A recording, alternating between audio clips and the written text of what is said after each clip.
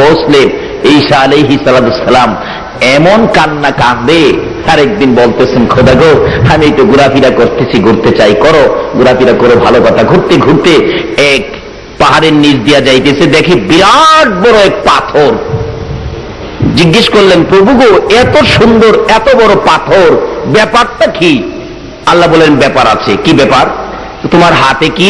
আমার হাতে লাঠি, লাঠি দিয়ে পাথরে আঘাত করো। আঘাত করলেন, দুই ভাগ হয়ে গেল। পাথরের ভিতর থেকে একটা সাদা দাড়িওয়ালা বৃদ্ধা একটা লোক বাহির হলো।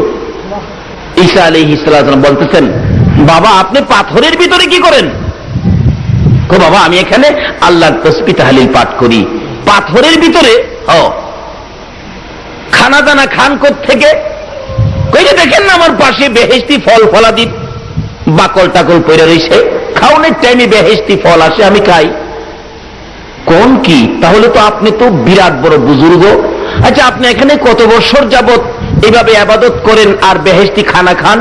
বুড়া বলেন, আমি 400 বছর যাবত এখানে ইবাদত করি আর খানা খাই।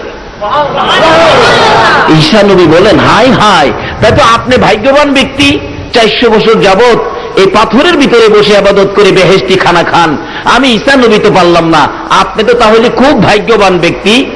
ওই বুড়া পাথরের ভিতরে বুড়া বলতেছেন, ও ঈসা নবী, শুনো, আমি ভাগ্যবান ব্যক্তি নয়, এমন একজন নবী আসতেছে, আখিরি নবী। ওই নবীর উম্মত যারা হবে তারা হবে আমার চেয়ে বেশি ভাগ্যবান। আমি বুড়া 400 বছর ইবাদত করে যেই বুজুর্গি হাসিল করেছি, ওই নবীর উম্মতেরা এক রাত্রে ইবাদত করে আর চেয়ে বেশি নেকি তারা পাওয়া যাইব। সেই রাত্রটা হইল শবে বরাতের রাত্র। জোরে জোরে কোন সুবহানাল্লাহ। যে এই কিসিমের বড় বড় বাজেট বরকতের দিনগুলো পাওয়ার উসিলা তো হলেন আমার আপনার নবী। আজকে মেরাজের সফর এই নবী করেছেন, এর উসিলাতে আমরা মেরাজ পেয়েছি, শবে বরাত পেয়েছি, শবে কদর পেয়েছি, দুই ঈদের রাত্র বরকতময় হিসাবে পেয়েছি। তাই